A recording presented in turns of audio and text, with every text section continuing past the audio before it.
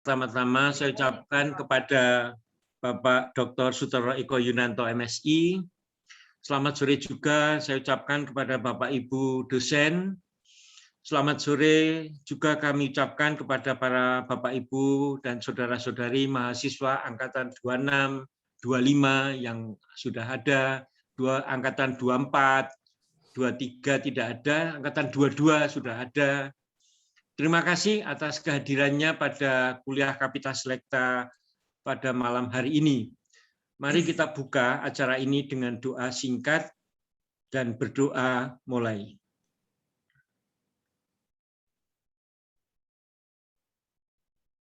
Selesai. Bapak, Ibu, dan saudara sekalian, biasanya pemerintah dalam menghadapi berbagai masalah itu kelihatan kuatnya, tegarnya, kelihatan sebagai institusi yang begitu kokoh dalam memerintah rakyatnya. Namun tidak demikian ketika harus berhadapan dengan COVID-19. Institusi pemerintah seolah lemah, seolah kurang berdaya. Di hadapan COVID-19 seolah pemerintah tak mampu berbuat banyak. Begitu juga dengan otoritas dan kapasitasnya. Ketika berhadapan dengan COVID-19, seolah itu tak terlihat.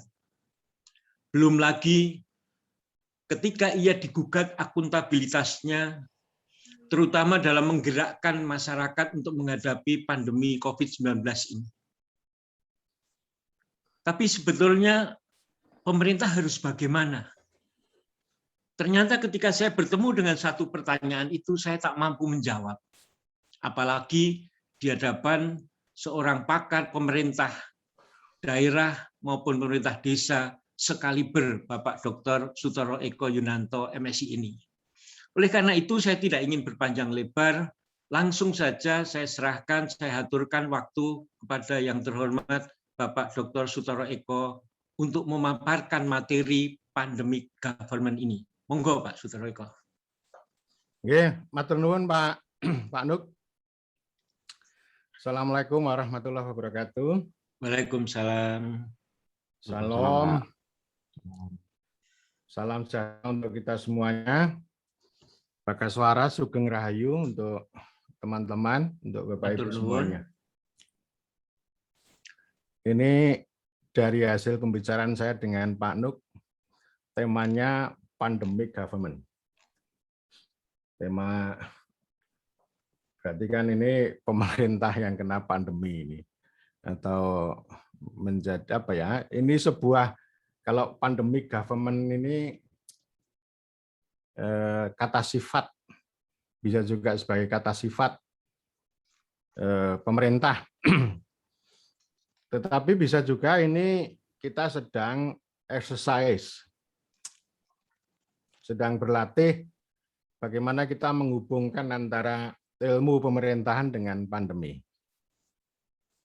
Jadi melihat relasi termasuk relasi kuasa antara pemerintah dengan pandemi. Ya biasanya yang kita lihat itu adalah soal bagaimana kebijakan, tindakan, respon pemerintah terhadap pandemi. Dan itu sudah banyak sekali tulisan jurnal. Sudah saya pelajari sejumlah literatur jurnal, baik tahun ini maupun tahun yang lalu. Nanti saya akan sampaikan juga pada kuliah ini, tetapi saya lupa nama-namanya. Ya. Nama-nama penulis jurnal internasional saya lupa, tapi saya kristalisasi. Saya bungkus, saya bundeli dari berbagai cara pandang. Dan memang yang paling dominan itu kan studi itu berbicara tentang apa yang dilakukan pemerintah terhadap pandemi. Baik mengatasi yang terpapar maupun mengatasi yang terdampak. Dan tentu cara kita melihat ini tidak bekerja di ruang yang hampa sosial, hampa politik begitu ya. Tapi ya pandemi is politics. Ya memang dia bencana ya, dia bencana, dia gangguan kesehatan gitu. Tapi literatur yang berkembang, diskusi yang berkembang itu sedemikian luas. Tulisan-tulisan yang berbicara tentang pandemic politics itu luar biasa. Jadi politik pandemi ya, politik pandemi itu luar biasa dan itu berbicara antara lain tentang watak rezim yang merespon pandemi maupun pola relasi para agensi, misalnya relasi antara pemerintah dengan para ahli medis, ahli tenaga atau tenaga kesehatan dan sebagainya, termasuk juga relasi pemerintah dengan berbagai pihak. Termasuk kalau kita mau exercise, bisa juga relasi antara pemerintah dengan desa dalam penanganan pandemi gitu. Karena itu ini ya bisa juga disebut sebagai pandemi, ini bisa juga disebut sebagai bencana. Tetapi cara kita melihat bencana bukan dengan manajemen bencana. Manajemen bukan berarti tidak penting. Sangat penting karena ini pengelolaan ya. Jadi dikelola bagaimana menangani korban-korban itu kan itu namanya manajemen. Tetapi ilmu pemerintahan tidak boleh larut pada cara pandang, pada perbuatan tentang manajemen bencana. Kita kan selama ini begitu. Ada konsep apa yang sangat spesifik, sangat teknis lalu diikuti. Dibesar-besarkan. Misalnya kayak manajemen bencana, terus lalu ada saya agak susah mengatakannya. Energi terbarukan ya misalnya ya. Jadi proyek-proyek kayak begitu lalu kita ikuti, lalu orang itu melupakan ilmunya, melupakan perspektif yang dimiliki.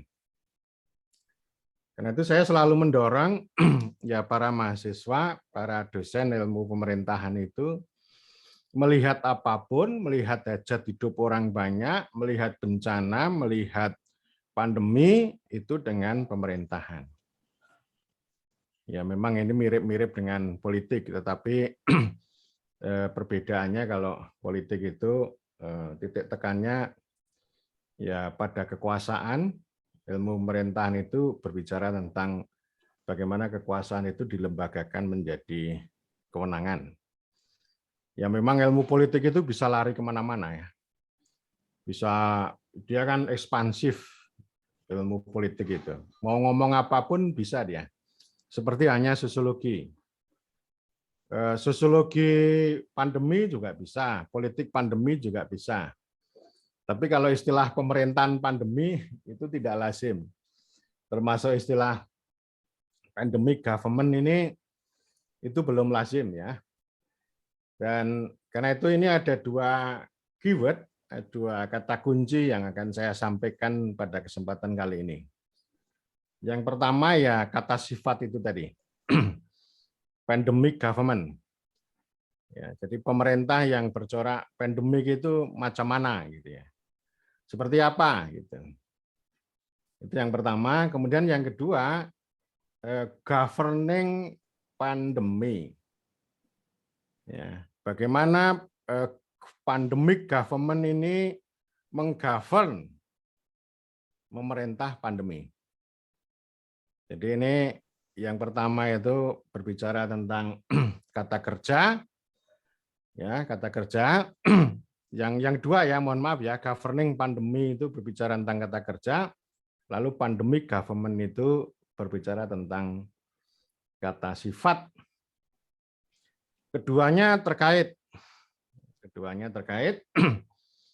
Ya intinya bagaimana pemerintah menangani pandemi itu tidak hanya sebuah kata kerja, bukan hanya sebuah manajemen begitu, tapi itu melahirkan sebuah rezim Ya, sebuah rezim, sebuah bangunan, sebuah formasi, dan ini akan punya apa ya? Barangkali ke depan ini akan muncul sebuah teorisasi yang berbicara tentang 2 poin tadi gitu. Nah, dari itu saya akan mengatakan ya pandemi itu bencana, tapi kita letakkan pada sebuah konsep yang disebut oleh sosiolog, namanya apa namanya? Aduh susah banget. Orang Jerman, Beck gitu ya. Jadi lidahnya susah. Tentang risk society, ya, masyarakat resiko. Jadi masyarakat resiko itu bukan hanya semata-mata disebabkan oleh bencana alam, tapi juga karena teknologi. Jadi pandemi COVID-19 ini itu sebagai bencana modernitas karena kemajuan teknologi, kemajuan ilmu pengetahuan. Kita bisa membaca buku Rob Wallace. Ya, kita bisa unduh secara gratis, judulnya itu Big Farm Make Big Flu. Ya, jadi pertanian besar itu membuat flu besar. Itu ditulis dari hasil riset setelah ada SARS pada waktu itu, dan Rob Wallace ini seorang epidemiolog sekaligus juga apa namanya environmentalis, ahli lingkungan atau ekologis, dan dia juga menyenangi studi ekonomi politik. Jadi dia menulis buku itu perspektifnya macam-macam ya, tentu termasuk ekonomi politik, dan dia mengatakan bahwa ini itu tadi karena apa namanya flu besar itu kata dia disebabkan oleh bisnis pertanian yang besar-besaran, yang itu didukung oleh negara, ya, didukung oleh negara, kedua oleh korporasi, dan sekaligus juga ilmuwan. Jadi dengan kata lain ini persekongkolan antara 3 kekuatan ini di dalam memproduksi besar-besaran agribisnis, termasuk yang dia sebut itu ada rekayasa genetika, itu ayam tanpa bulu misalnya. Dia menunjukkan bahwa dengan adanya korporasi atau kapitalisme yang begitu besar, itu mau tidak mau harus memproses proses ekonomi itu begitu cepat, dan justru dengan kekuatan mereka itu menciptakan kerusakan ekologi, kerusakan lingkungan. Satwa-satwa liar itu semakin langka, semakin rusak, dan kemudian apa yang dia sebut dengan patogen itu menyebar ke binatang, menyebar ke manusia, dan seterusnya. Jadi itu sebenarnya diawali dari krisis lingkungan, krisis ekologi, dan krisis ekologi itu karena ya itu tadi kalau istilah Slavoj Žižek, ya, Slavoj Žižek ini itu terjadi karena kapitalisme barbar. Ya, jadi kapitalis yang serakah, kapitalis yang barbar itu yang istilahnya spiritnya kalau Anda bisa mengambil 10, kenapa hanya mengambil 1 gitu. Tapi kalau orang komunitarian, orang lokal itu kan paradigmanya kalau ngambil 1 cukup, tidak perlu mengambil 10 karena yang 9 itu milik anak cucu. Jadi dimensi keberlanjutan itu dipegang betul oleh pengetahuan lokal ya. Tapi kalau pengetahuan global ya memang itu bermanfaat, ilmunya itu kan rekayasa genetika itu bermanfaat. Tapi itu kan menimbulkan tragedi bersama. Ya. Jadi itu banyak sekali kalau di Amerika itu ada kubu yang kritis ya terhadap kapitalisme, dan ada kubu yang sangat pro kapitalisme gitu. Jadi ini saling berdebat, dan nanti di sana juga ada perdebatan bagaimana pemerintah harus menyikapi semacam itu. Dan oleh karena itu orang-orang yang beraliran kritis, termasuk 2 orang yang saya sebut, baik Rob Wallace maupun Slavoj Žižek itu seorang filsuf dari Slovenia, itu melihat bahwa ini pandemi 19 ini, COVID-19 ini adalah sebuah bencana global, itu sebagai bentuk kemenangan antara kemenangan sosialis komunis Cina itu melawan kapitalisme barbar Barat. Dan ini punya punya dampak yang begitu luas, bagaimana pandemi itu membentuk formasi pemerintah, formasi negara, gitu ya. Jadi ini artinya bukan hanya sekedar bencana kesehatan atau bencana itu ya, tetapi bencana itu juga akan membentuk state formation atau pembentukan negara atau pembentukan pemerintah. Dan ini memang variasinya luar biasa. Variasi Eropa Barat dengan Eropa Utara itu sangat berbeda, beda lagi dengan Amerika. Beda pula dengan Cina ya. Saya membaca banyak literatur, ini negara yang paling efektif menangani pandemi itu adalah Cina. Dan dari Cina sendiri juga berasal ya COVID-19 dari satu tempat bernama Wuhan itu. Jadi menurut Slavoj Žižek, Cina itu contoh pemerintah, contoh negara yang totaliter, yang kejam dan efisien. Ya, totaliter, kejam, efisien. Jadi pendekatan represi itu nomor 1. Dan itu pasti ciri khasnya menyembunyikan informasi. Tidak ada demokrasi di sana. Dan juga tidak ada bantuan langsung tunai. Pokoknya semuanya ditindas, diancam dengan pendekatan kekerasan, ya orang harus diam di rumah, ya diam di rumah. Itu sangat efisien ya. Kata efisien itu ditekankan oleh Slavoj Žižek karena ya negara itu tidak perlu mengeluarkan uang banyak untuk membayar BLT atau membayar tunjangan pengangguran. Pokoknya semuanya ya kalau lapar ya harus ditahan. Nah, itu satu contoh dan dinilai sangat sangat efektif, sangat cepat untuk menangani gitu ya. Jadi ini variasi pertama. Variasi kedua ya negara-negara Eropa Barat yang memunculkan kata lockdown. Jadi Italia adalah negeri pertama di Eropa yang kena, dan dari sana lalu memunculkan kata lockdown, mengunci begitu. Dan lockdown ini memang mencerminkan karakteristik negara. Jadi itu ciri khas negara hukum, negara monster begitu ya. Tapi negara monster itu beda dengan negara totalitarian model Cina. Kalau negara monster atau negara leviatan itu artinya ya perbuatan negara itu dalam rangka untuk keselamatan. Jadi hukum itu diutamakan dalam rangka untuk menciptakan keselamatan. Memang doktrin hukum, ya, doktrin negara hukum atau katakanlah rule of law itu kan yang pertama bahwa hukum itu digunakan untuk menjamin kebebasan dan untuk mencapai keadilan. Itu pasal pertama ya. Jadi hukum itu begitu ya. Itu pasal pertama. Pasal kedua hanya orang yang melakukan kejahatan yang akan dihukum, gitu ya. Yang dikenai sanksi, dikenai ancaman, bahkan dihukum di penjara itu hanya orang yang pihak-pihak yang melakukan kejahatan. Kejahatan itu artinya ya merusak atau merugikan orang lain begitu ya.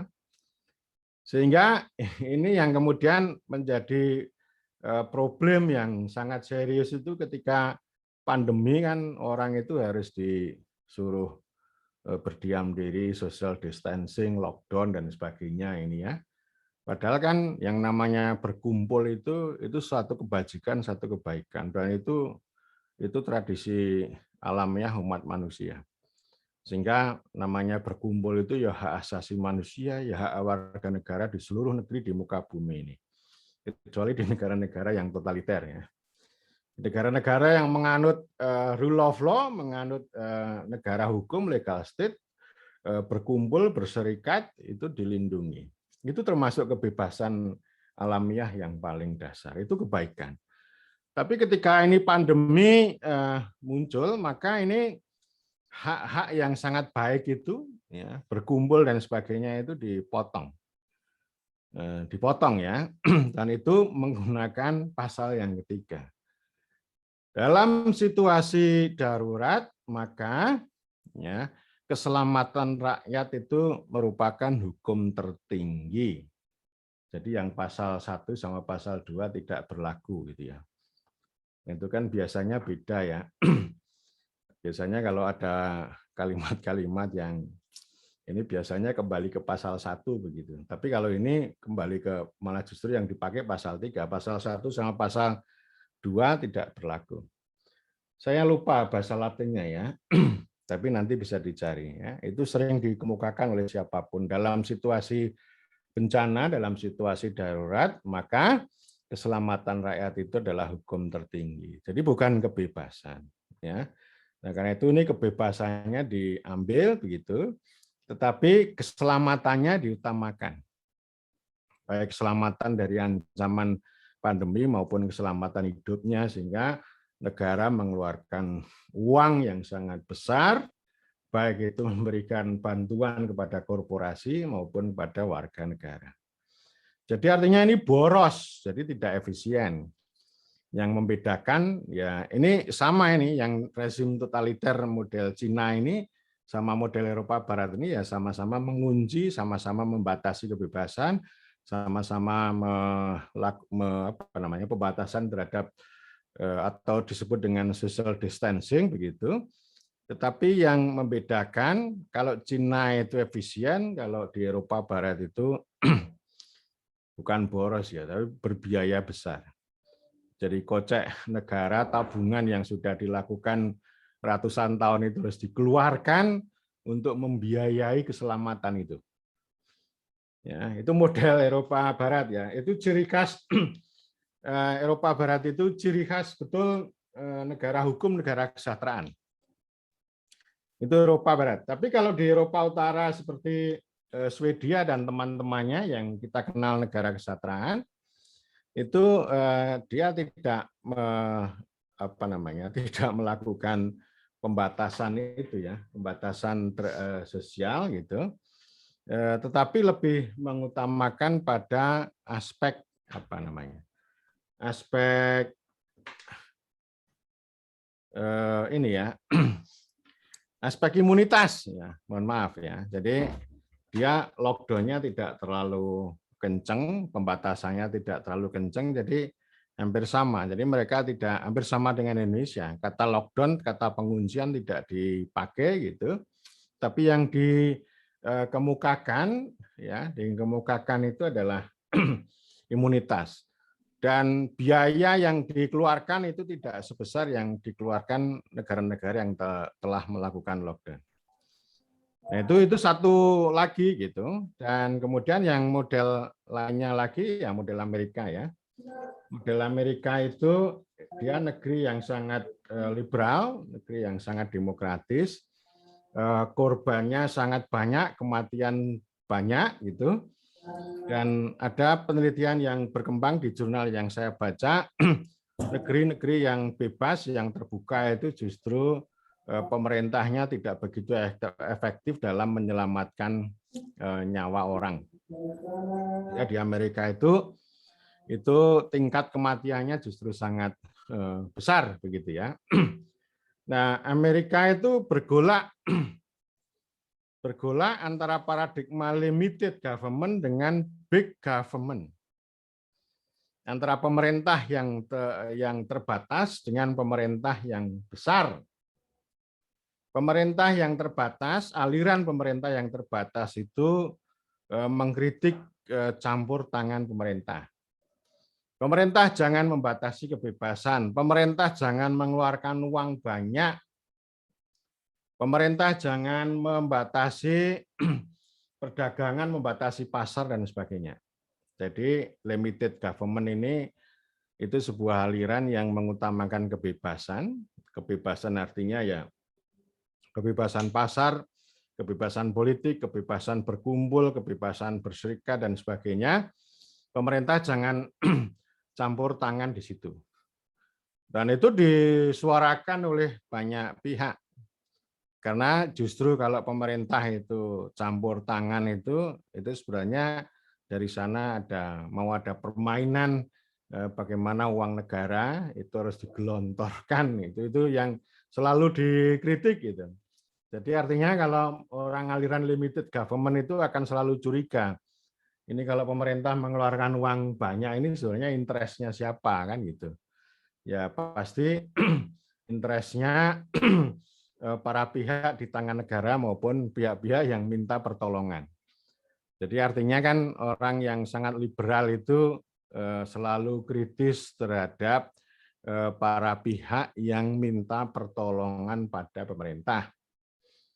Nah, sebaliknya yang aliran big government itu memanggil atau recall pengalaman Franklin Delano Roosevelt, ya.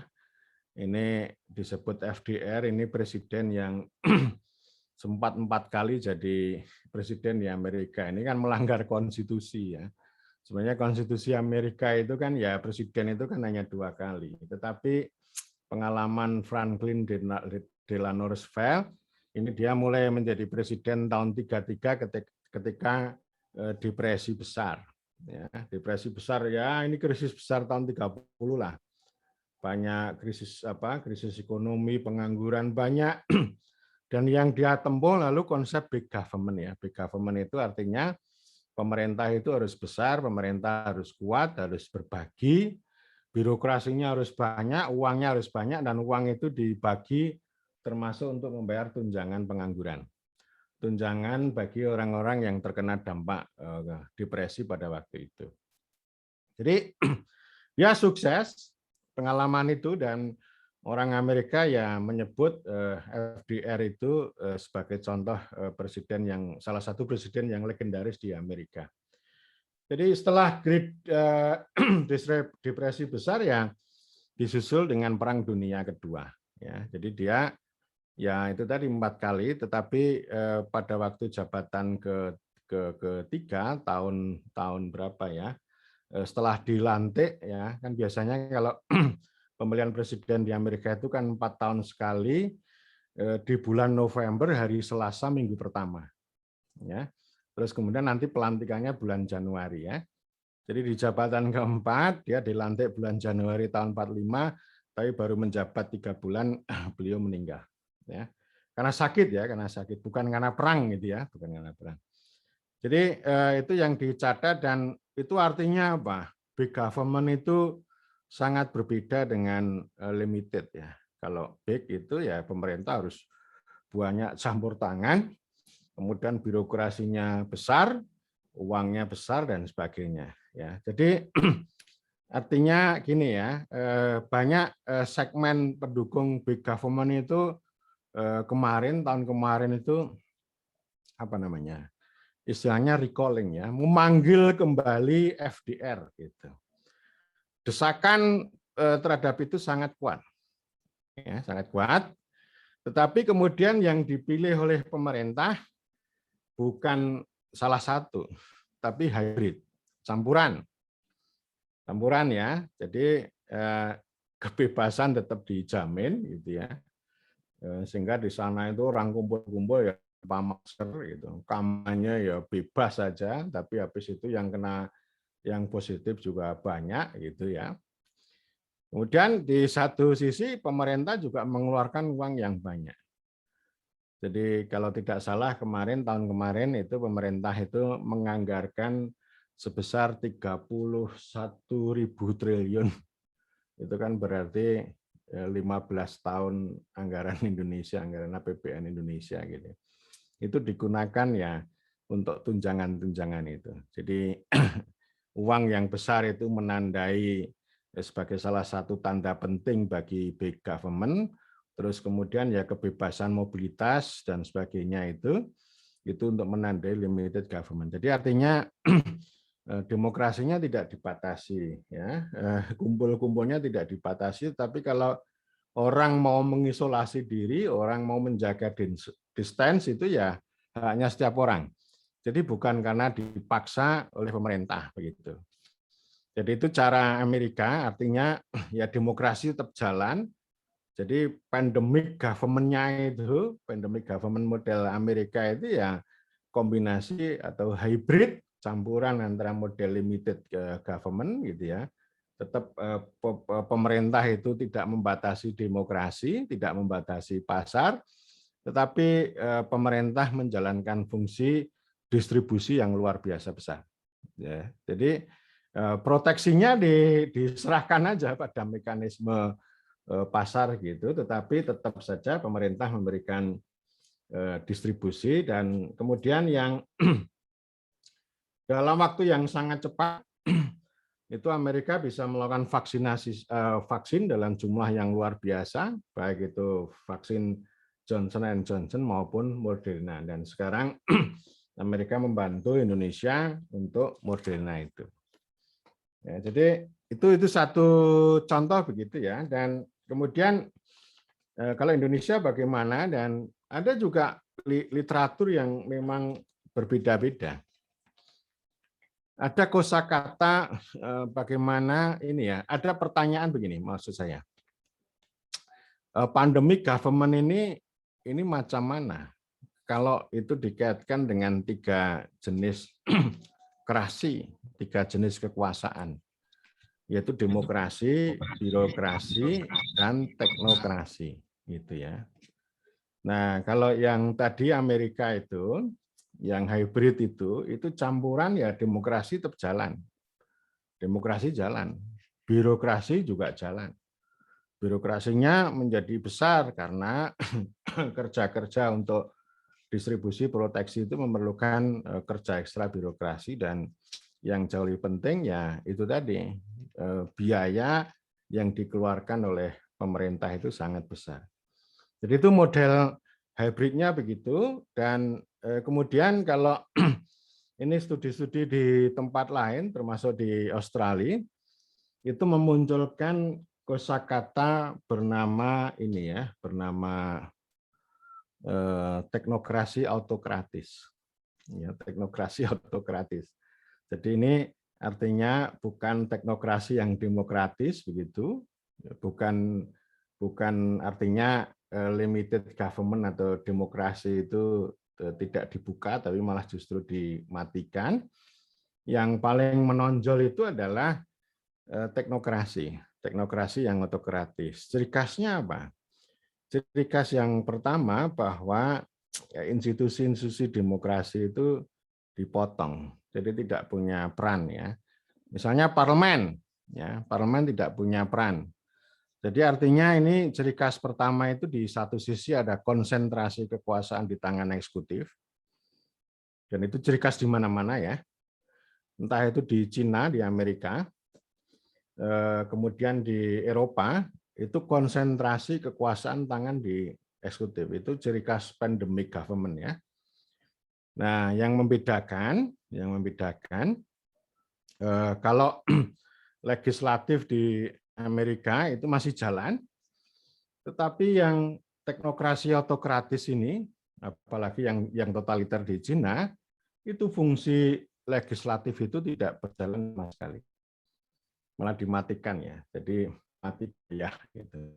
Jadi politisi legislatif itu mati gaya, nggak bisa punya peran. Kemudian yang eksekutif yang tadinya tidak nongol bisa nongol. Contohnya gubernur. Gubernur di Indonesia ini kan dalam situasi normal nggak banyak berperan. Tetapi sekarang gubernur itu luar biasa. Jadi ini justru berkahnya bagi para gubernur untuk nongol ya, secara politik ini keuntungan bagi para gubernur gitu ya. Nah, itu konsentrasi kekuasaan di tangan eksekutif dengan kontrol legislatif yang menurun begitu ya. Kemudian yang kedua, kebebasan dan kebaikan gitu ya. Kebebasan yang didasarkan pada kebaikan termasuk berkumpul dan sebagainya itu dipotong dan digantikan dengan tadi ya, keselamatan. Jadi keselamatan itu lebih utama dibanding dengan kebaikan maupun kebajikan sosial. Dan itu sangat dipengaruhi oleh tadi ya, pasal ketiga hukum itu tadi. Tapi juga dipengaruhi ini ya, ciri khas ketiga itu para ahli ya, para ahli itu tampil di depan. Jadi dia naik tangga, jadi politisi dilampaui sama dia, sama mereka ya. Entah epidemiolog, terus kemudian ahli kesehatan masyarakat, lalu ahli medis dan sebagainya. Mereka itu punya kekuasaan yang sangat besar. Jadi mereka disebut sebagai kekuasaan yang apolitis dan kekuasaan yang rasional. Jadi apa yang kita kenal dengan apa namanya MM itu ya, yang dulu 3M lalu sekarang kalau nggak salah 5M atau 6M itu adalah ekspresi kekuasaan para ahli yang di sini disebut sebagai teknokrasi. Jadi istilahnya teknokrasi itu dia melampaui ya, mengungguli demokrasi ya. Nah, kalau kan bedanya tadi kalau negeri-negeri di kita itu teknokrasi mengungguli demokrasi, kalau di Eropa itu hukum ya, hukum itu nomor 1, tapi kalau model Amerika ya demokrasi itu ya masih tetap ditegakkan, kebebasan masih tetap ditegakkan, tapi kalau di tempat kita ini demokrasi diturunkan, lalu yang dinaikkan adalah teknokrasi. Jadi kosakata tentang yang MM tadi itu ekspresi teknokrasi, tetapi bukan berarti bahwa teknokrasi itu bekerja di ruang yang hampa, karena ya tidak tunggal pendapat para ahli itu. Saya sampai bosan kalau lihat di TV itu yang selalu muncul ya epidemiolog yang dari Griffith University, terus kemudian ketua Asosiasi Kesehatan Masyarakat, sampai bosan saya melihat itu. Jadi sangat membosankan. Tetapi tetap saja begini ya, ada ruang politik. Meskipun politiknya itu di tangan eksekutif. Tetap saja akhirnya keputusan di tangan eksekutif, tidak semata-mata di tangan para ahli, yaitu dengan konsep mulai dari PSBB sampai kemudian PPKM ini, itu kan kalau teknokrat kesehatan itu kan intinya kesehatan dulu, keselamatan dulu. Nanti ekonominya akan pulih, ya, ekonominya akan bisa diperbaiki. Jadi ekonomi itu bisa ditunda dulu, yang penting sehat dulu kan gitu. Ini kalau ahli kesehatan kan ngomongnya begitu. Tapi di Indonesia itu poin penting yang mau saya katakan bukan pada aspek kebebasan. Beda dengan Amerika, ya. Jadi orang itu mendemo soal lockdown, soal kebijakan social distancing itu alasannya social distancing, lockdown itu merampas kebebasan. Kebebasan itu ya nilai mereka. Itu ya, segala-galanya bagi orang Amerika itu namanya kebebasan. Itu akan mereka perjuangkan.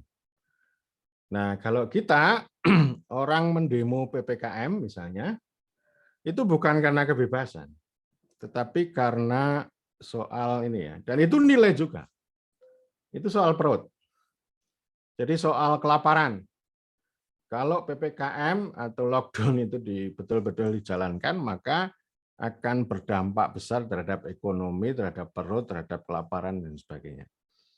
Jadi artinya memang ini kalau kita menggunakan perspektif demokrasi untuk melihat penanganan pandemi di Indonesia itu menjadi tidak relevan. Terutama aspek kebebasan. Tetapi kalau aspek daulat rakyat itu penting ya. Daulat rakyat itu tidak harus dimaknai sebagai kebebasan. Tapi denyut kehidupan rakyat. Kalau caranya di lockdown begini gitu ya, kami nggak bisa makan. Itu namanya aspirasi. Itu aspirasi itu berbeda dengan aspirasinya orang Amerika. Sama-sama demokrasi. Tapi poin yang mau saya katakan bahwa demokrasi liberal ya itu tidak bisa kita gunakan untuk melihat dalam konteks Indonesia. Tapi aspirasi rakyat itu penting. Sehingga ini pemerintah akan dihadapkan pada dua persoalan besar. Persoalan kesehatan sama persoalan ekonomi gitu ya. Sehingga kalau saya membaca tuturan-tuturan yang disampaikan oleh para menteri dan sebagainya itu dibuat keseimbangan. Itu hibrid juga ya. Keseimbangan itu hibrid. Kalau hibridnya Amerika itu antara limited government sama big government begitu. Tapi kalau Indonesia itu ya apa namanya? Ini jenisnya adalah keseimbangan antara kesehatan sama ekonomi. Antara waras, bagas waras dan warek gitu ya. Jadi jangan sampai ngeleh. Warek ya nanti teman-teman tanya itu, warek itu apa ya? Jadi orang Jawa itu kan bilang warek, waras, wasis. Jadi warek dulu, baru waras, baru wasis gitu ya. Nanti Pak Nuk jelaskan ya. Pak Nuk. Yo, di mood, Pak.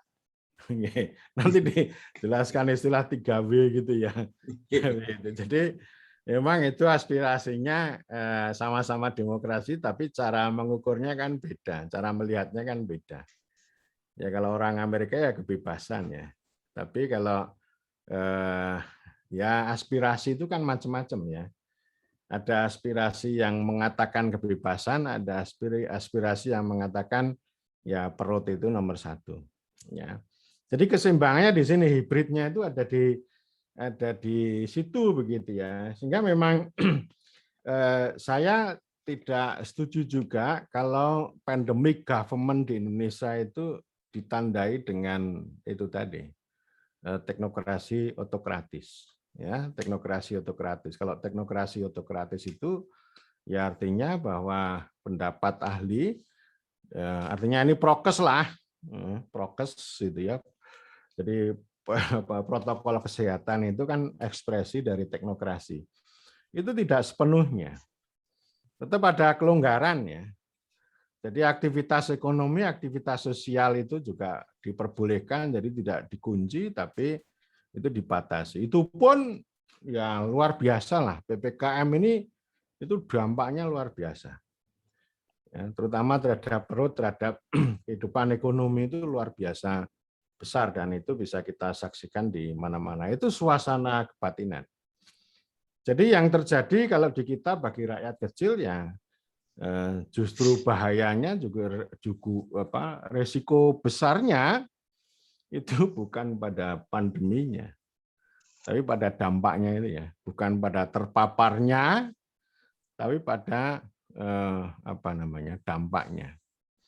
Itu beda kalau dengan yang namanya kelas menengah atau rakyat jelita itu kan sejak awal ketakutan terbesarnya itu pada dampak kesehatan, tapi kalau rakyat jelata ya pada dampak ekonomi. Dan itu jadi konteksnya berbeda. Artinya kita melihat formasi negara Eropa, formasi negara Amerika, formasi negara Cina, itu tidak bisa digunakan untuk melihat Indonesia. Termasuk tadi yang teknokrasi otokratis. Ya. Artinya otokrasi tidak sepenuhnya terjadi di Indonesia juga. Jadi tidak ada model-model monopoli ya, tapi ya ruang-ruang aspirasi itu berbeda meskipun kebebasan itu pasti berkurang ya, dikurangi. Kemudian yang jelas bahwa fungsi legislasi pasti dipotong habis, mau tidak mau ya.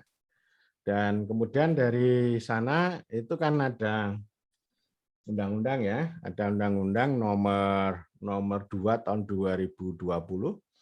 Itu yang judulnya panjang banget undang-undang itu. Undang-undang itu, tapi undang-undang itu ya berbicara sebenarnya saya sebut sebagai undang-undang darurat pandemi. Undang-undang darurat pandemi ini artinya ada dua yang mau diselamatkan di situ. Dan itu undang-undang yang betul-betul mencerminkan keseimbangan antara aspek kesehatan sama aspek ekonomi. Jadi darurat kesehatan sama darurat ekonomi. Sehingga kemudian teknokrasi, ya, dalam hal ini adalah Menteri Keuangan itu punya peran yang sangat besar. Ya. Yang dulu ketika undang-undang ini lahir, itu desa protes. Saya sempat berkumpul di beberapa tempat, termasuk di Magelang, gitu ya. Karena undang-undang desa, undang-undang darurat pandemi nomor 2 tahun 2020 ini antara lain mencoplok, ya, menyatakan tidak berlaku dana desa di Undang-Undang nomor 6 tahun 2014. Pasal 72 yang berbicara tentang dana desa itu dicoplok. Jadi dilepas, gitu ya. Karena manajemen darurat itu, ya, artinya darurat yang dinormalkan. Ini kata Giorgio Agamben, ini seorang filsuf politik dari Italia. Jadi ini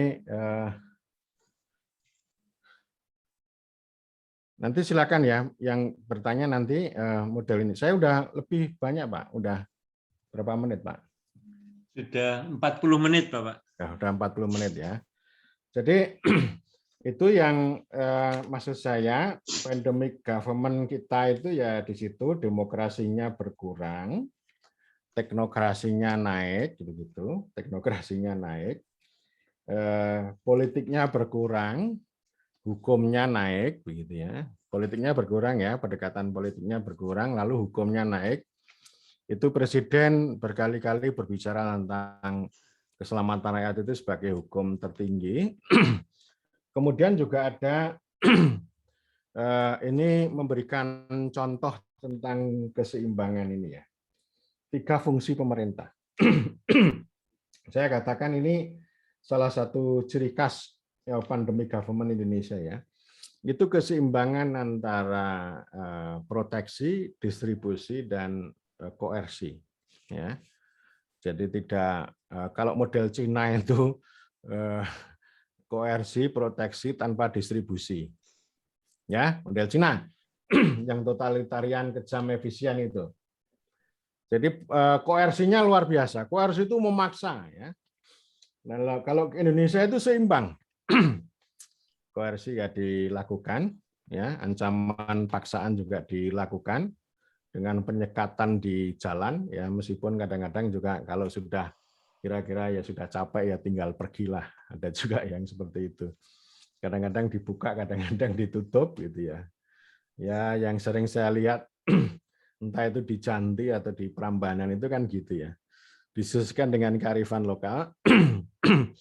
Terus kemudian juga yang dulu saya bayangkan pandemi darurat ini itu kan artinya tentara yang harus banyak bermain. Ternyata dalam praktek enggak juga gitu. Yang namanya darurat itu ya di mana-mana ya tentara yang bermain gitu.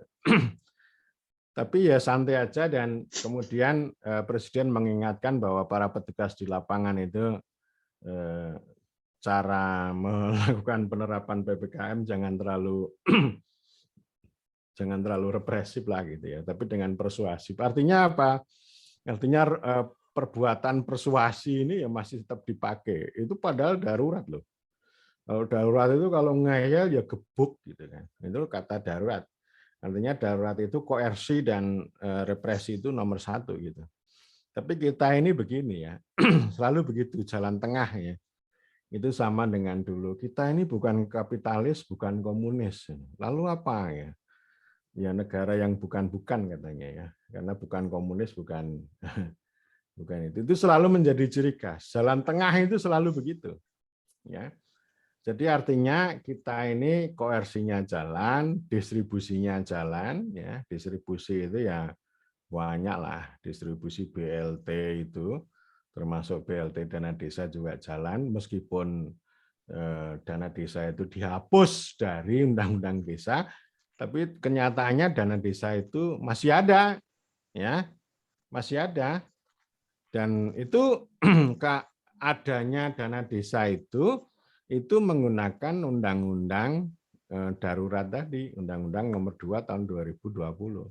Nomenklaturnya masih sama, tapi cara penanganannya lalu teknokratik. Yang sebelumnya juga sudah teknokratik, tapi maksud saya di masa pandemi itu sudah diatur sedemikian rupa. Jadi artinya apa? sentralisasi ada, tetapi gotong royong juga ada. Gotong royongnya ada.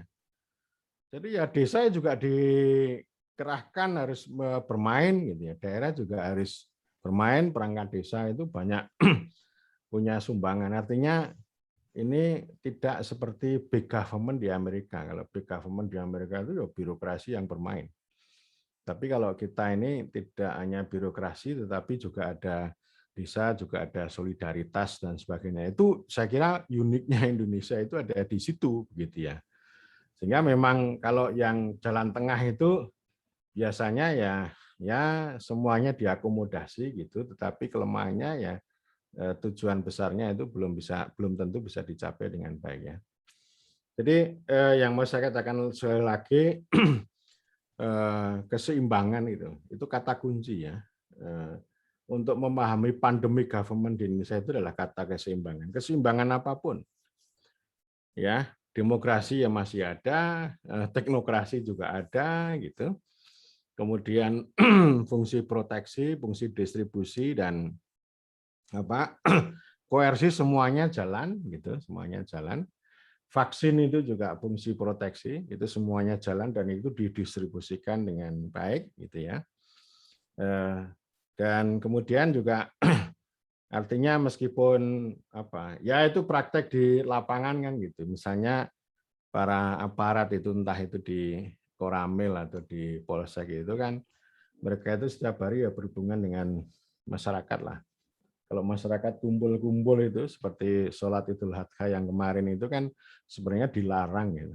Tapi di praktek ya nanti tentara sama polisi itu ya bolehlah, tapi diam-diam ya, jangan kelihatan ya. Jadi artinya apa? Siasat lokal itu selalu ada. Itu ciri khasnya begitu. Yang penting seluman-selumun selamat itu. Ya itu saya kira keunikan Indonesia itu artinya kita itu tidak bisa negara banget gitu ya. Ya, tidak bisa negara banget, tidak bisa demokrasi banget, tidak bisa teknokrasi banget gitu. Ya artinya ya ya begitulah lah. Jadi ini yang seimbang seperti itu. Kecuali yang paling menurun perannya adalah institusi legislasi, ya parlemen, DPRD dan sebagainya itu pokoknya zaman pandemi ini mati gaya lah. Jadi nggak banyak punya peran sehingga banyak orang mengusulkan ya gedung parlemen itu baik di nasional maupun di daerah itu digunakan untuk rumah sakit kan gitu ya. Ini contohnya. Jadi semakin mereka itu semakin agak dicaci dia. Tetapi ada satu poin ini yang saya lupa untuk saya sampaikan. Ya, saya lupa untuk saya sampaikan itu mengenai konsep legitimasi. Ya. Ini saya kira tantangan yang luar biasa di dalam konsep teknokrasi otokrasi itu salah satu poin yang yang diperdebatkan adalah legitimasi. Artinya apa? Di dalam bencana, di dalam situasi darurat ini tidak mungkin kekuatan represi, kekuatan koersi, ancaman dan paksaan itu akan berada di yang paling tinggi. Tapi membutuhkan legitimasi. Legitimasi itu persoalan interaksi antara yang memerintah dan yang diperintah. Artinya apa? Yang kebijakan yang memerintah itu masuk akal, bisa diterima, ini ya, baik secara moral, secara pragmatis gitu, atau juga memang itu dianggap penting, ya, kebijakan itu dianggap benar, dianggap baik gitu ya. Dan kalau kita lihat dari sisi yang diatur bahwa legitimasi itu akan berbicara mengenai kepercayaan dan penerimaan. Ya. Jadi ini interaksi di situ itu legitimasinya di situ. Jadi ini tantangan yang luar biasa. Jadi artinya ya dinamika itu terjadi juga di tempat kita di Indonesia. Lama-kelamaan ya dulu orang ngeyel. Gitu. Tetapi saya melihatnya soal penerimaan ini, karena kalau legitimasi itu kan ujungnya adalah kepatuhan secara sukarela. bagaimana orang-orang yang diatur, warga yang diatur, atau masyarakat yang diperintah itu punya sukarela untuk tunduk pada kebijakan, pada aturan. Itu namanya legitimasi. Itu pada tingkat ujung. Ini saya kira ada dinamika yang sangat menarik. Ya, artinya dulu orang disuruh untuk tidak mudik, tapi mudik juga. Ya, alasannya tadi soal ekonomi. Kemudian yang lain ya tetap ngeyel. Dilarang berkumpul ya tetap berkumpul dan sebagainya. Alasannya ya tentu saja ini pengetahuan lokal, aspirasi lokal. Tidak bisa dibuat dengan teori yang kita miliki. Jadi artinya legitimasi itu bisa saja tidak berlaku gitu. Karena apa? Karena legitimasi ternyata juga bekerja di dalam hukum alam. Artinya apa? Bukan semata-mata ini antara kebijakan yang baik dengan penerimaan, bukan begitu, tapi hukum alam. Dan itu kekhasan kita betul. Hukum alam itu maksudnya bagaimana? Kita masih ingat dengan helm. Ya, helm itu diperkenalkan tahun 84 secara terbatas. Dulu hanya di kota-kota lah, di jalan protokol itu. Yang saya ingat dulu kalau di Klaten ya jalan protokol itu, jalur helm. Artinya apa? Artinya ya orang itu kalau lewat itu kalau nggak di jalur helm ya nggak dipakai. Nanti kalau udah mau masuk ke jalur helm ya dipakai gitu. Nanti lepas dari jalur helm ya helmnya dilepas lagi kan gitu. Lama-lama kawasan jalur helm itu diperluas. Ya. Nah, orang memakai helm itu untuk mensiasati. Kalau ada polisi ya dipakai, kalau enggak ya enggak. Ya. Tetapi dalam perjalanannya kendaraan bermotor semakin banyak, jalannya semakin ramai, kecelakaan semakin bertambah. Jadi kecelakaan itu saya sebut sebagai hukum alam. Yang memaksa orang itu sadar diri. Jadi orang itu sadar lalu mengikuti aturan itu lebih banyak karena faktor hukum alam, bukan karena koersi, represi, bahkan juga legitimasi. Ya. Nah, artinya apa? Artinya orang Indonesia itu sadar memakai helm itu setelah 20 tahun kemudian karena hukum alam. Karena banyak kecelakaan yang terjadi. Jadi sekarang ya katakanlah tahun awal 2000 itu ya helm itu jadi gengsi. Kalau dulu itu orang pakai helm itu dianggap penakut. Oh, kamu takut sama polisi, takut sama aturan itu tadi apa namanya jalur helm gitu. Tapi lama kelamaan orang memakai helm itu sebagai gengsi. Helmnya bagus-bagus. Tapi setelah orang pakai helm bagus-bagus, helmnya dicuri orang.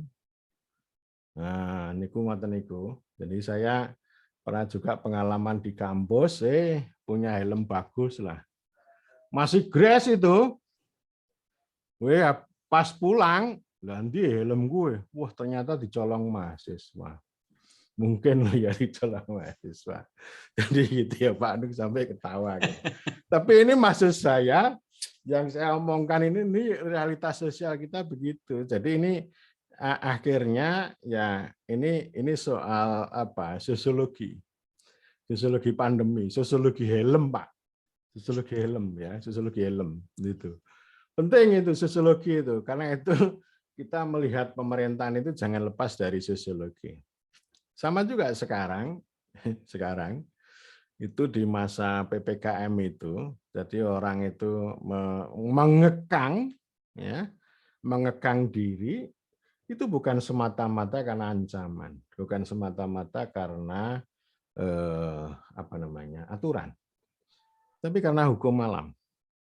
Yang kena, yang positif semakin banyak. Di kampus kita pada bulan Juli itu banyak sekali yang kena. Ya, sekarang alhamdulillah sudah menurun.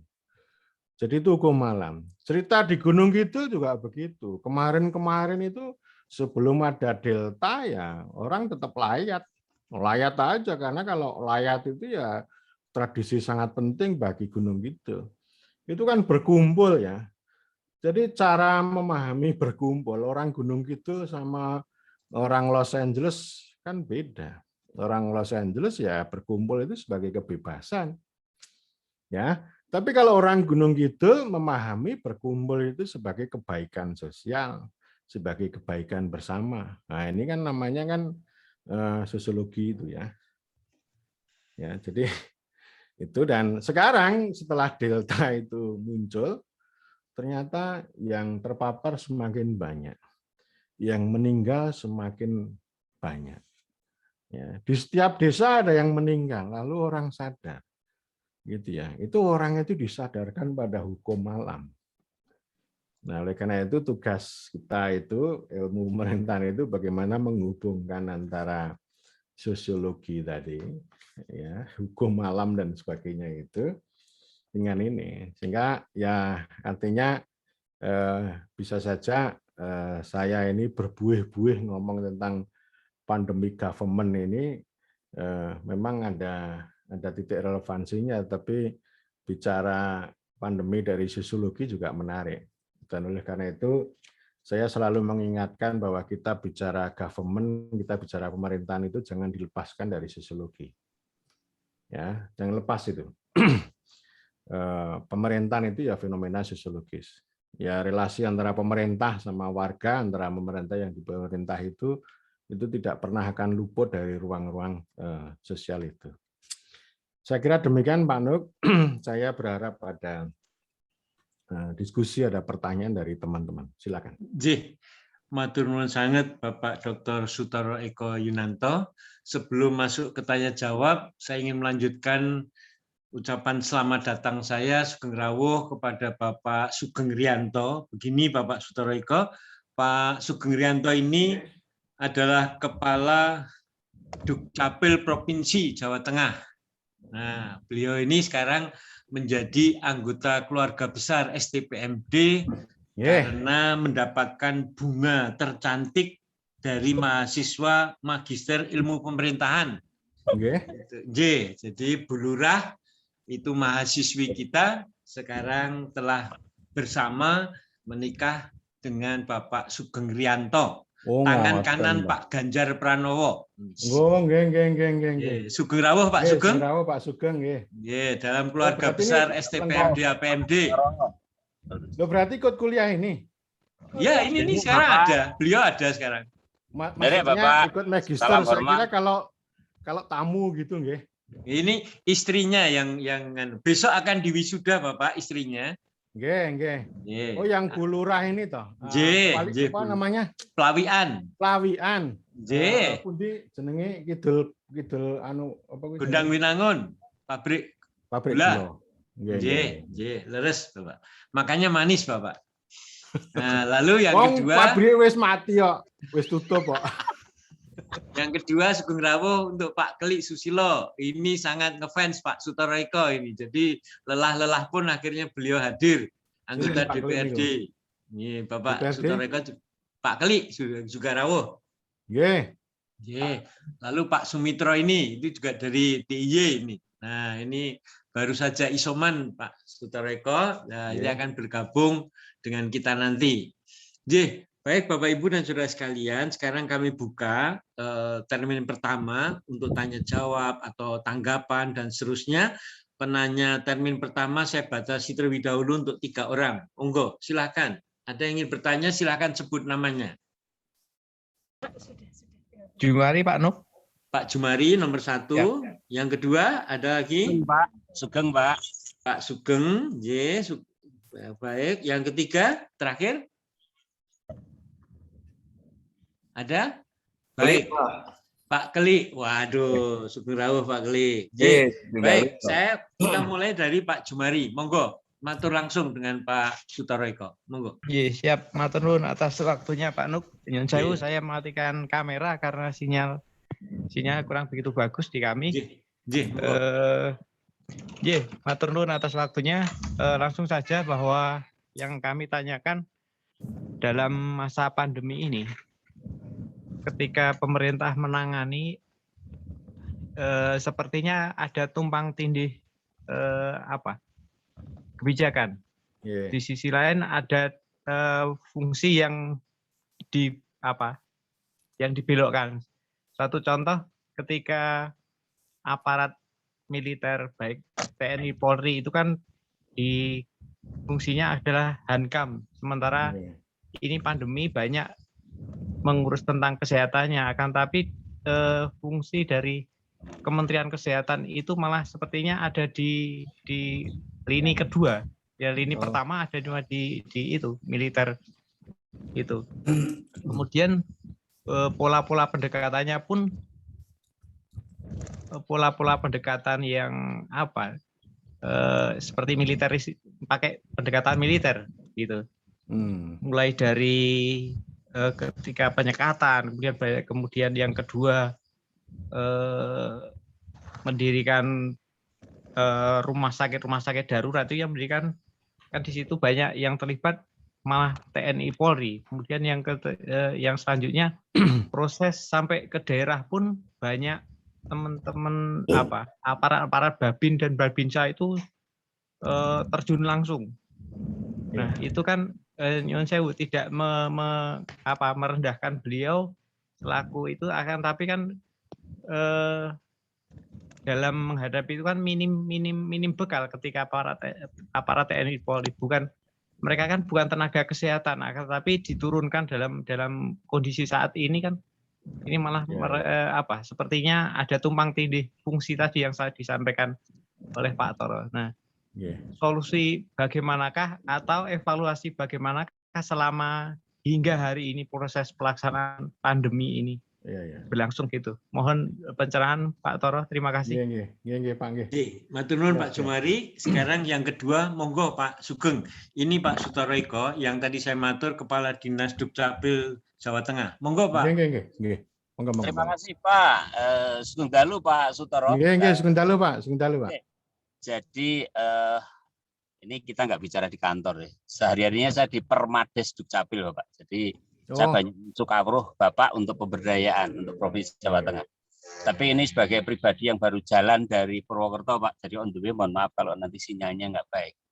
Menarik sekali dari topiknya Pak Sutoro yang menurut saya ini bagawan pemberdayaan menurut saya. Pandemic government menurut saya ini terus bukan versus, malah dan panic government dan pandemic government menurut saya. Saya bukan meledek karena ini saya berusaha untuk bicara sebagai Sugeng Riyanto pribadi. Artinya agak mirip dengan yang disampaikan oleh Pak Mitro, bahwa kenapa dikatakan panic government. Apakah sekarang ini pemerintah baru mencari legitimasi di saat dia mendekati kekuasaan dan kekuatan, yaitu Polri dan TNI. Sementara mereka, ya Bapak tahu, kita tahu bahwa mereka ya kalau disuruh memberikan vaksinasi, apa ya bidangi.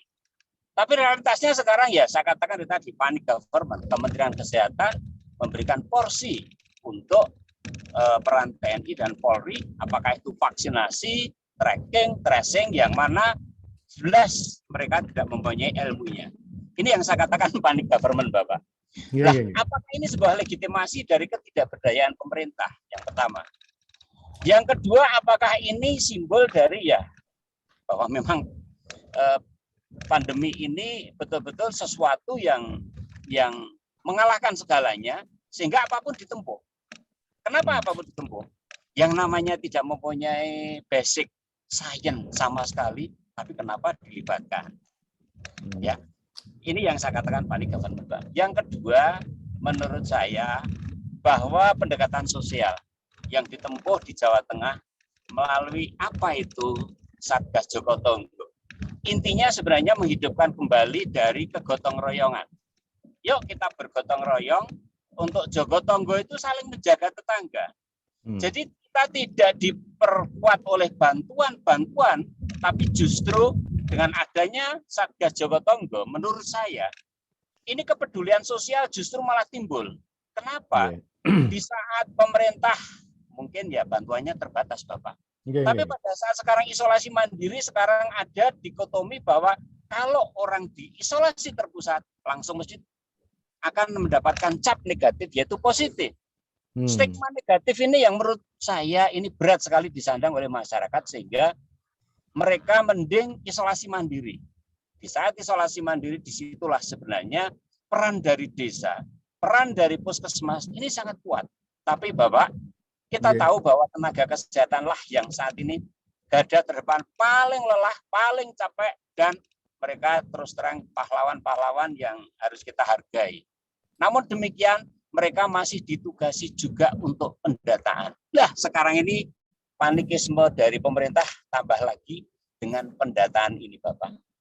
Di saat ini pendataan justru diserahkan kepada TNI dan Polri. Sementara sebenarnya kalau data yang diisolasi mandiri, data yang terpapar, udahlah sebenarnya serahkan saja kepada kesehatan. Toh mereka yang mendata sejak dari awal. Ini Bapak, yang saya katakan bahwa judul Bapak pandemic government malah ditambahi, Pak. Dan government. Berkatan Pak, dan saya mau penjelasan Bapak, ini opini dari saya barangkali yang setiap harinya mengawal dari Satgas Jogotongo, mengingat kenapa saya katakan berhasil. Dari 35 kabupaten kota di Jawa Tengah, dari 7.809 desa, itu Satgas Jogotongo yang semula ada di 50.958 RW, skala PPKM Mikro diturunkan, Pak. Di tingkat RT, wajib hukumnya di tingkat RT membentuk itu PPKM, waktu itu PPKM Mikro, Pak, untuk zonasi merah, kuning, hijau, ya, seperti Pelangi itu. Dan itu sukses menurut saya, Pak. Di Jawa Tengah ada 200.000 lebih RW, RT yang mencatat. Ini aja, Pak. Jadi kekuatan sosial itu sebenarnya mempunyai daya juang yang sangat bagus di samping bantuan sosial dari pemerintah mestinya. Matur nuwun. Matur nuwun sangat Pak Sugeng. Terakhir, monggo Pak Keli sekalian, monggo. Sugeng dalu Bapak, Pak Dr. Sutoro, Pak Nuk, dan semuanya Pak yang ikut webinar. Terima kasih. Ini langsung saja Pak, mohon izin. Saya yang pertama terima kasih sekali atas kesempatannya. Kemudian yang kedua juga kepada Civitas Akademik, saya terima kasih sekali. Beberapa waktu yang lalu sudah yudisium dan alhamdulillah insya Allah nanti 25 Bapak. Matur nuwun. Asik, selamat.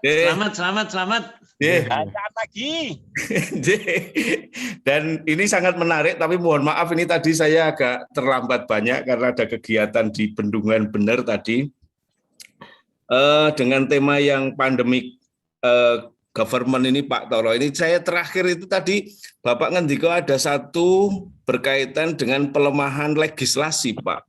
Pak Toro, ini karena situasi yang teknokratis itu kemudian ada satu pelemahan legislasi yang memang kebetulan kami ada di lembaga DPRD, sehingga mau tidak mau apapun yang menjadi keputusan pemerintah tentu saja, apalagi ada instruksi Menteri Dalam Negeri, kemudian ada PMK dan lain sebagainya, mau tidak mau kami harus memang fokus ke itu. Kemudian tadi disampaikan juga bahwa ada warek, waras, wasis. Nah, warek, waras, wasis. Ini ada tiga hal itu. Ini pada saat hal-hal seperti ini tentu saja mesti ada satu skala prioritas di situ. Kalau boleh saya bilang pada saat sekarang apakah harus waras dulu dan wareknya dulu dan wasisnya di belakang atau dan lain sebagainya, atau kemudian nanti ada satu periodik lagi kita rubah lagi itu Pak. Nah ini kebetulan kami ada di lembaga DPRD yang terus-terusan ikut katakanlah sebagai mengikuti pola refocusing ini yang mau tidak mau harus ada instruksi, dan apakah itu juga menjadi satu pelemahan legislasi di situ dengan adanya yang tadi Bapak ngendiko di akhir itu Pak. Jadi saya kira itu Pak Dokter, terima kasih. Mungkin sedikit saja itu yang dari kami. Terima kasih. Sugeng dalu semuanya. Salam sehat Bapak. Matur nuwun Bapak. Monggo Pak Toro. Matur nuwun Pak. Ini pertanyaan lapangan ini. Biasanya kalau pengalaman lapangan itu malah bukan bertanya, tapi malah justru menambah pengetahuan bagi saya. Itu kelebihan diskusi itu di situ. Ya, Oh, gitu kelebihan nih, Pak. diskusi itu di situ. Jadi artinya tadi meskipun 3 Bapak bertanya, tapi saya malah tambah ilmu banyak juga gitu. Jadi contoh mengenai ini peran tentara sama polisi yang lebih utama. Nah, itu artinya kan nambah pengetahuan juga bagi saya. Menambah cerita juga bagi saya ya. Artinya begini, dalam dunia pemerintahan ini peran wakil rakyat menurun ya. Lalu peran tentara polisi yang sebenarnya tidak punya basic science istilahnya itu malah naik gitu ya. Lalu kemudian tumpang tindih. Memang ini ada 2 perkara. Perkara yang pertama bahwa kalau itu kata bencana, kata darurat, maka tenaga militer, polisi itu menjadi prioritas, menjadi utama, ya. Karena kan itu istilahnya kan kalau peran tradisional tentara itu kan berperang, ya. Lalu peran yang non tradisional itu ya menangani bencana itu. Itu sudah sudah kesepakatan kita di Republik itu begitu ya. Tetapi memang yang tidak menarik lalu yang tidak punya basic science ya nyuntii dan sebagainya itu yang kemudian salah kaprahnya di situ. Ya. Dan karena kita ini memainkan yang kedua ya, karena kemudian dibuat seimbang, itu dampaknya itu ya tumpang tindih tadi. Ya. Jadi artinya itu kan kosakata tanggung jawab bersama itu loh, istilah yang saya tidak suka itu. Ini pandemi ini tanggung jawab bersama gitu ya. Akhirnya tidak ada yang bertanggung jawab. Itu selalu bahayanya begitu. Semua dikasih peran. Ya, itu menarik itu, semua dikasih peran itu menarik, gotong royong ya. Tetapi yang terjadi ya selalu ada negatifnya. Negatifnya yang tumpang tindih itu tumpang tindih itu 11-12 dengan jungkir balik, dengan salah kaprah. Ya, itu kita di situ. Dan memang ini menjadi pertanda bagi panik, tapi panik semacam ini ya itu dari dulu, Pak. Tidak hanya pandemi pun ya panik juga gitu. Jadi kalau mengatasi banyak hal itu selalu dengan model jungkir balik ini ya. Jadi kata koordinasi, kata tanggung jawab bersama itu terjadi karena otoritas yang ora tegas.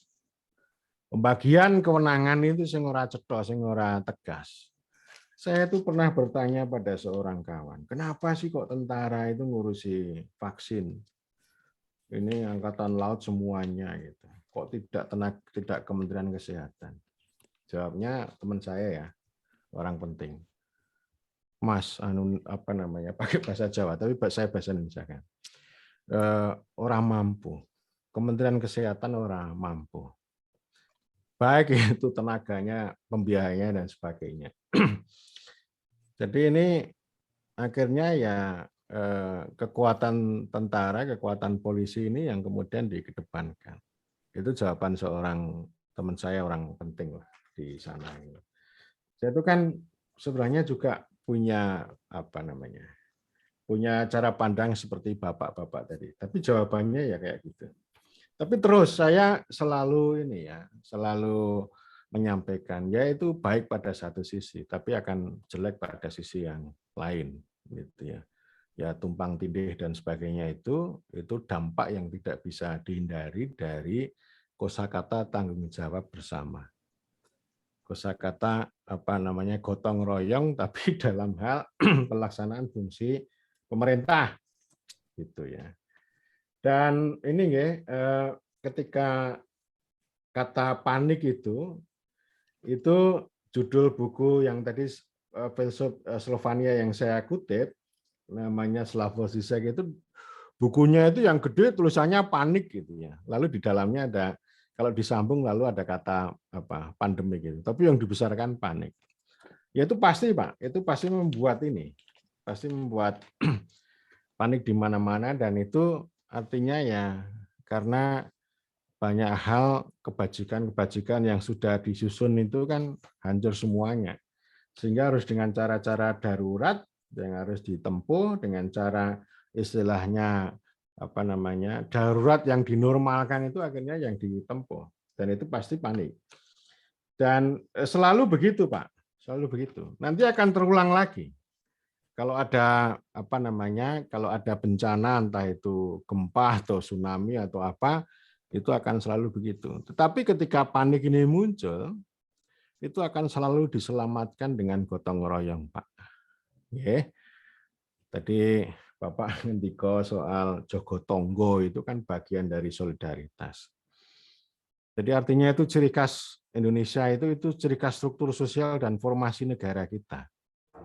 Jadi artinya pemerintah yang panik itu akan selalu diselamatkan oleh formasi sosial, formasi negara dan struktur sosial yang mengedepankan pada modal sosial tadi, entah itu solidaritas atau gotong royong dan sebagainya. Sehingga ini selalu dimanfaatkan untuk menyelamatkan itu. Ya, kita antar tetangga di mana-mana gitu ya. Makanya kan kita ini ya formasi sosial itu di mana-mana sering muncul konflik, tetapi kalau ada bencana ya solidaritas pasti akan keluar. Dan itu pengalaman itu akan selalu muncul. Ya termasuk penanganan gempa tahun 2006 di kita di Jogja dan sekitarnya itu kekuatan modal sosial solidaritas itu termasuk ya saling gotong royong, dapur umum, kemudian sister village itu ya, dari desa-desa di Magelang sana yang tidak tertimpa bencana itu menolong ke Bantul ya. Terus kemudian teman-teman dari Wonogiri menolong Klaten dan sebagainya.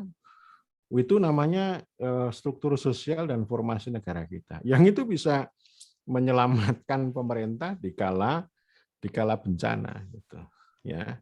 Nah, sebaliknya repotnya kalau misalnya satu daerah itu tidak punya tradisi sosial yang kuat, ya sudah kepanikannya semakin bertambah berat gitu. Sehingga menarik, Pak. Itu sudah tepat lah dan itu tradisi Asia itu begitu, Pak. Ya. Tradisi Asia kita itu. Kalau kita belajar pada Vietnam juga begitu, tetapi yang dicaci maki itu model India. Jadi dia tidak memperhatikan bagaimana struktur sosial atau ini ya. Jadi begitu lockdown, itu gila. Banyak orang mati di tengah jalan ya karena nggak ada transportasi, nggak ada makan, nggak ada spell, nggak ada apa namanya waktu gitu. Pokoknya diputuskan langsung ini. Itu artinya keputusan yang tidak punya dasar legitimasi karena tidak melihat fakta sosiologis atau struktur sosial maupun formasi negara. Oke, jadi memang penting bagi kita ya memperhatikan itu ya, memperhatikan struktur sosial itu ya. Tapi kalau yang namanya government ya memang harus lebih jelas ya pembagian pemisahan kekuasaan, pembagian kewenangan itu memang harus jelas supaya tidak tumpang tindih gitu. Supaya ya ke depan ini pemerintah kita itu menjadi lebih menarik gitu ya. Tidak kalau ada masalah lalu panik gitu. Oke, Pak. Jadi termasuk ini tadi ya, refocusing itu juga kuasa teknokrasi.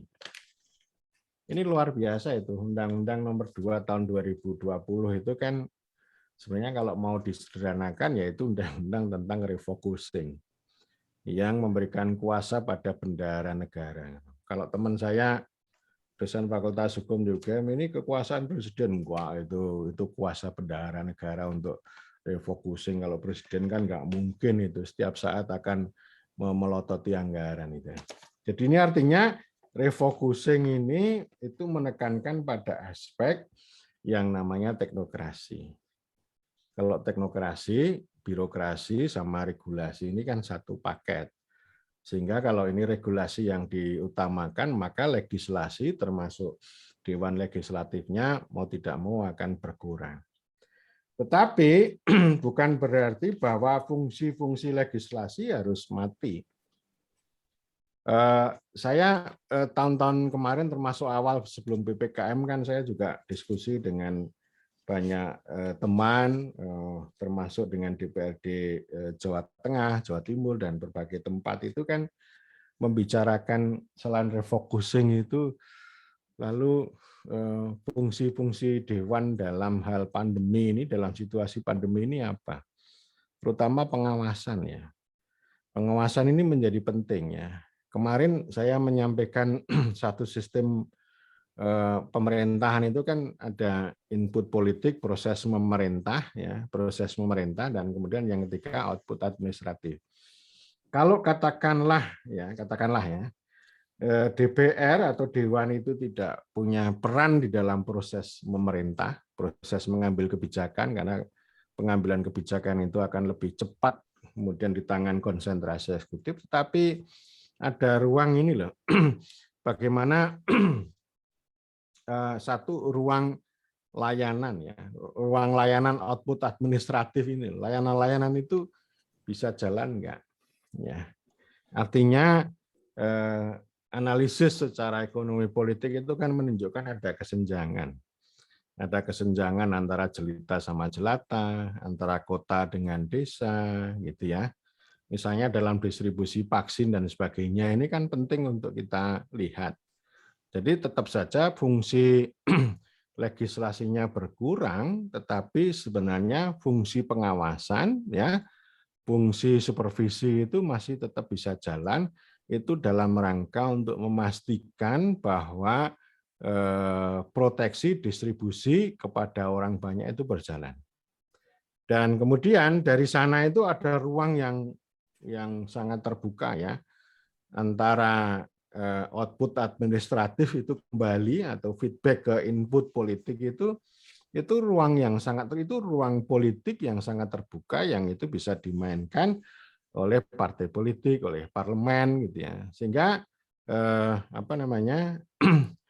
denyut kehidupan rakyat ya, denyut kehidupan rakyat itu masih terus-menerus bisa dikelola. Artinya demokrasi tidak harus mati karena kekuasaan itu terpusat di tangan eksekutif dan teknokrasi. Jadi teknokrasi pun itu masih bisa bisa dinegosiasi, bisa dirembuk, karena kita bisa menyaksikan ya kesenjangan misalnya antara regulasi, antara kehendak dengan praktek di lapangan. Itu saya kira masih bisa kita mainkan, dan kesenjangan itu banyak. Ya termasuk soal data lah. Soal data. Itu selalu jadi masalah di mana-mana ya. Kalau data yang melakukan siapapun, entah itu yang mengumpulkan itu BPS atau tentara atau polisi atau dinas apapun, kalau soal sudah ngomong data itu selalu akan bermasalah. Dan oleh karena itu ini fungsi parlemen itu bisa melakukan kontrol ya, bagaimana arus distribusi proteksi itu bisa jalan dengan baik. Artinya ya, kita tidak semata-mata harus kalah, harus tunduk dengan refocusing ya. Biarkan itu refocusing itu biar menjadi mainan bagi teknokrat, tetapi refocusing bisa kita negosiasi dengan denyut kehidupan rakyat, dengan kehidupan yang sangat dinamis di masyarakat itu, baik itu pembagian yang timpang atau kemudian pendataan yang agak kacau balau begitu. Itu saya kira bisa menjadi modalitas politik bagi teman-teman di Dewan. Saya kira demikian Pak Nuk, waktu saya kembalikan. Terima kasih banyak Bapak, Ibu, dan saudara-saudara sekalian yang saya hormati. Rasanya kita masih ingin lebih lama, rasanya kita asik untuk menerima pencerahan, tetapi bagaimanapun juga kita harus menyadari ada seseorang, ada keluarga, ada saudara yang kita tinggalkan, yang tak mungkin kita biarkan sampai larut malam. Oleh karena itu, atas nama seluruh mahasiswa dan tamu undangan, pertama kami mengucapkan banyak terima kasih kepada Bapak Dr. Sutoro Eko Yunanto yang telah memberikan pencerahan kepada kami semua. Yang kedua, kami juga ingin berterima kasih kepada para tamu undangan, khususnya para calon wisudawan. Inilah saat gembira Anda bersama kami, semoga tetap akan terjalin silaturahmi, persahabatan, kekeluargaan dengan kami. Nah, Bapak Ibu dan Saudara sekalian, sebagai acara terakhir, ada 2 hal ingin kami sampaikan. Pertama, kita akan foto bersama terlebih dahulu, maka mohon kamera dibuka. Setelah itu, para tamu undangan dan narasumber, Bapak Dr. Sutoro Eko, bisa meninggalkan ruang daring ini. Kami masih akan bertemu dengan para mahasiswa aktif angkatan 26. Para mahasiswa angkatan 26, kami mohon waktunya nanti 5 menit setelah acara foto bersama. Sekarang silahkan dibuka kameranya, Mas Putra. Oke, Pak. Untuk slide 1 mungkin kameranya bisa di-on-kan dulu semua. Siapa saja, slide 1 kan nggak jelas, Mas. Semua aja biar dibuka dulu. Oke, dibuka dulu, Pak ya. Silahkan dibuka. Saya hitung sampai 5 untuk slide 1. 1, 2, 3, 4, 5. Ya, terus slide 2, monggo. Oke, Pak. Oke, untuk slide 2. 1, 2, 3, 4, 5. Oke. Ya, baik. Terima kasih banyak. Kami persilahkan. Matur nuwun Pak Nuk dan sami-sami. Terima kasih. Kita bertemu kembali. Semuanya Pak Kli. Terima kasih. Terima kasih. Izin live, izin. Untuk yang angkatan 26 tetap dulu, jangan keluar dulu. Angkatan 26. Siapa? Siap. Ya.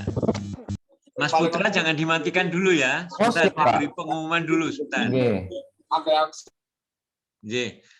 Baik, Bapak Ibu dan Saudara sekalian, khususnya mahasiswa angkatan 26, ada beberapa pengumuman untuk para mahasiswa. Yang pertama, seperti Anda ketahui bahwa malam ini kita tidak memperoleh materi tertulis, berarti tidak ada PPT.